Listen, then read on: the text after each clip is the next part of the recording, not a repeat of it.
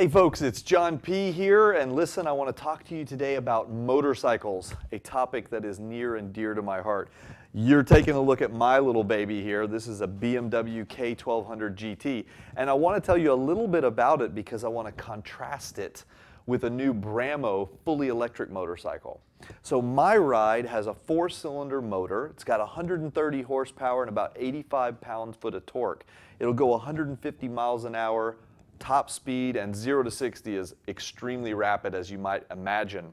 But what I was really interested in were these new fully electric motorcycles that are made by a company called Brammo. I was traveling to San Francisco, so I dropped the folks at Brammo an email and I said, listen, I hear you've got a new model called the Impulse coming out that'll do 100 miles an hour on just an electric battery, and I've got to take one for a ride.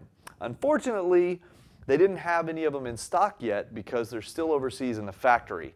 So after chatting with the guys at Brammo, I managed to get one of their service technicians named Jennifer to meet me out at Half Moon Bay. She brought the whole Brammo truck out, loaded up with an inertia right in the back, and pulled it out in the parking lot for me so that I could take it for a test ride.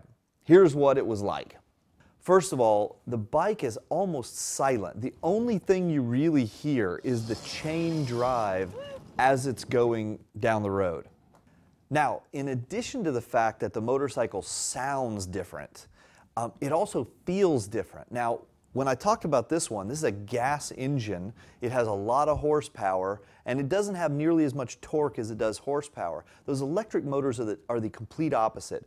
The Inertia has roughly 30 pound-foot motor as far as torque is concerned, but it's only got about 17 horsepower. Today, the big limitation for electric vehicles is the battery technology we have. We can build incredibly powerful electric motors, but they'll drain batteries really quickly.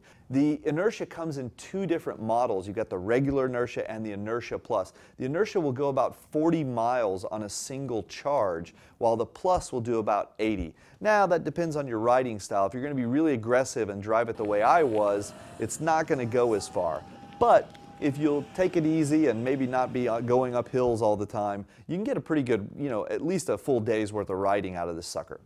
It takes about 8 hours to charge, so really what you're going to do is you're going to ride it out in the day, ride it back, plug it in overnight, and then you'll be ready to go by the next day. So let's talk about ride quality for a minute.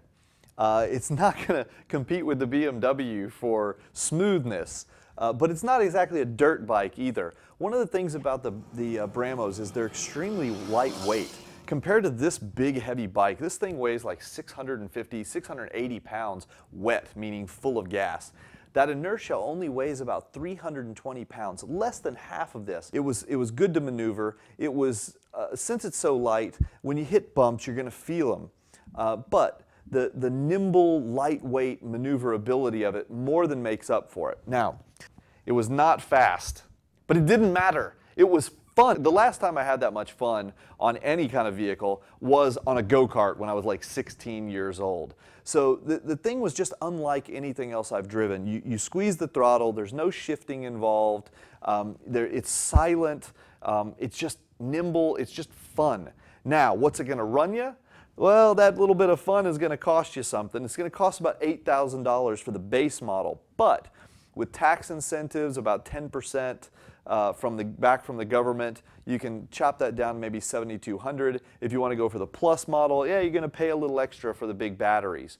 But if you've got a short commute, if you love to ride, if you're in a place that has good weather and you can use it year-round, you can probably recoup the cost of this toy just in the gas it's going to save you alone, traveling back and forth to work and everything else.